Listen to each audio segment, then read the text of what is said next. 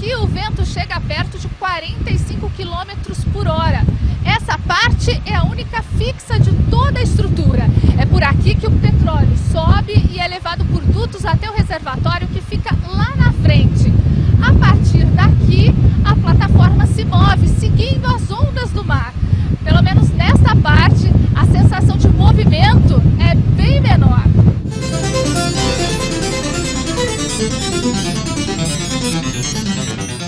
Os dutos, no caso do petróleo, está chegando por aqui. Então essa parte aqui seria a parte fixa. E no caso do meu braço, vai ser a parte móvel. Tá? Então a parte móvel, ela se mexe em função da correnteza.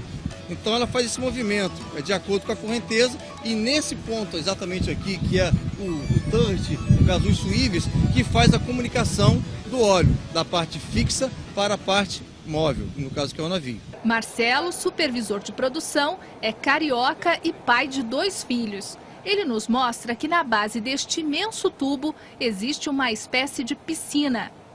Ali embaixo está o fundo do mar, ganhou o nome de Lagoa Azul. O poço precursor da P-34 no pré-sal é chamado tecnicamente de 103A. A retirada do petróleo daqui está em teste. Pesquisadores observam o comportamento do poço, a pressão com que o óleo sobe e também a vazão com que chega à superfície. Os visitantes, como nós, se perdem nesse emaranhado de tubos, registros, relógios, medidores. Seria difícil, sem a ajuda da arte gráfica, entender como funciona isso aqui. Cada linha corresponde a um dos poços que está. Isso porque os geólogos estudam a Terra de um jeito diferente, do núcleo para a superfície, na ordem que essas camadas de sedimentos se formaram. Elas têm aproximadamente 130 milhões de anos, época em que o continente sul-americano teria se separado da África. As algas e os micro-organismos que ficaram no fundo do oceano formaram rochas que hoje guardam o petróleo no litoral brasileiro. Os nossos reservatórios se formaram antes da própria camada de sal, por isso que é pré-sal. A primeira coisa que se fez para descobrir o pré-sal foi mapear o fundo do mar com um navio como esse. Ele usa uma tecnologia parecida com a de um ultrassom. É um processo muito semelhante ao que se faz quando uma mulher está grávida e a gente quer enxergar o sexo da criança. Algo muito semelhante, né, a grosso modo, é feito no levantamento sísmico. São emitidos sinais, sinais que têm energia. Essa energia ela é propagada pelo subsolo. Ao encontrar as diferentes camadas de rocha, esse sinal tem um retorno típico para cada camada de rocha. O resultado desse levantamento permitiu ter uma ideia dos lugares onde o petróleo do pré-sal poderia estar. Esses dados foram analisados por geólogos. Assim foi identificada a camada pré-sal. Vai do litoral de Santa Catarina até o Espírito Santo, uma faixa de mais de 800 quilômetros de extensão e 200 de largura. A área mais próxima da costa é de Jubarte, no Parque das Baleias, que fica a 100 quilômetros de Vitória. A área mais distante fica na Bacia de Santos, é o Campo de Guará, a 300 quilômetros do continente. Além da distância, o óleo está a profundidades inacreditáveis e antes de chegar ao petróleo, é preciso passar pela camada de sal. Só a lâmina de água tem 2.200 metros. A camada de sal tem mais outros 2.000. E esse é o maior problema. O sal se move. Imagine você descendo um cano de aço dentro de um pântano. Quando você desce esse cano de aço dentro do pântano e você tira esse cano de aço, aquele espaço ocupado pelo cano de aço, que seria equivalente ao nosso poço que a gente está perfurando, ele se fecha. Porque no pântano você tem uma substância que não se comporta como uma rocha, não segue as leis da mecânica das rochas. O que está ali é um fluido, ele reage como um fluido. O sal, ele é exatamente assim. O sal, ele é plástico, ele se movimenta com o tempo, e ele ainda por cima é solúvel, ele pode ser dissolvido nos fluidos que são usados durante a perfuração do poço.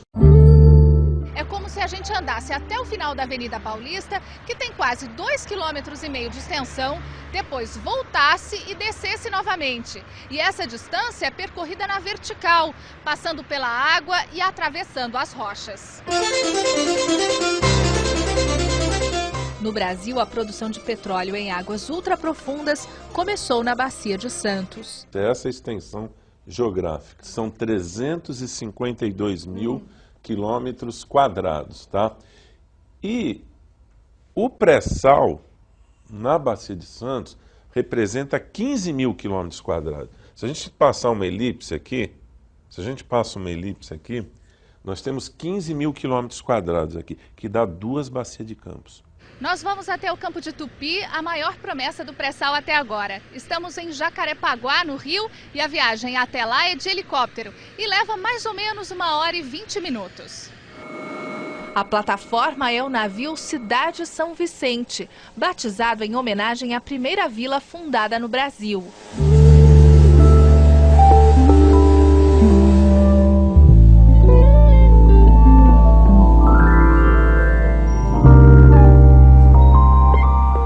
Aqui a missão dessas pessoas, como Crispim, operador da plataforma desde o começo do ano, é conhecer bem o pré-sal. Tenho acompanhado aqui o desenvolvimento do processo e vejo que já estou bem familiarizado.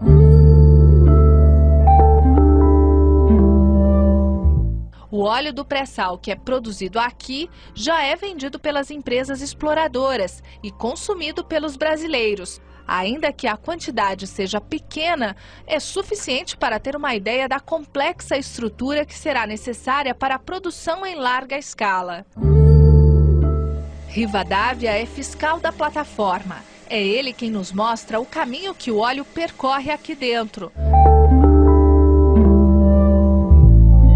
Na parte de cima do navio ficam os equipamentos que separam o óleo do gás e da água, que sobem pelos tubos. O que os técnicos aprenderem aqui sobre o comportamento dos campos vai servir para explorar toda a área da descoberta. Então isso aqui é um teste de longa duração, né, onde a gente está produzindo o primeiro poço, né, aqui da área do pré-sal, na área da Bacia de Santos, né, aqui na área de Tupi.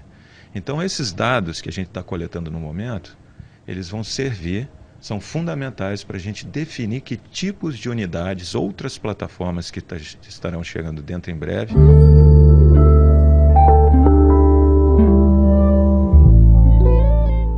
Os testes e estudos feitos até agora apontam que os poços do pré-sal têm alta pressão. Dispensam o uso de bombas para puxar o petróleo. Também indicam que esse óleo é leve, portanto teria maior valor de mercado.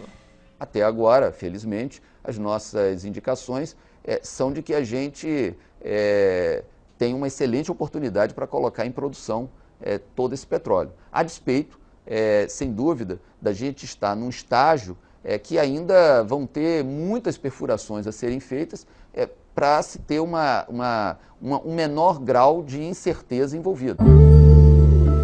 As estimativas apontam que existem entre 5 e 8 bilhões de barris de petróleo em Tupi. Se confirmada a previsão, o campo será o maior do Brasil. Segundo os técnicos da plataforma, a produção hoje é de 20 mil barris por dia. O problema é que, assim como a cifra de barris é gigante, a do custo para tirar esse óleo do fundo do mar também é.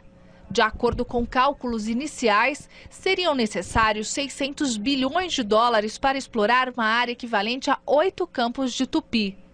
Esse valor tão alto é responsável por uma das principais críticas contra a exploração exclusiva pela Petrobras. A gente não pode ser provinciano, nós não podemos nos recolher, achar que somente com o nosso capital a gente vai conseguir desenvolver isso aí de uma forma adequada, dentro de um prazo adequado, que a sociedade necessita. Ele é um recurso e ele precisa ser produzido para ser transformado em valor, transformado em dinheiro no final das contas.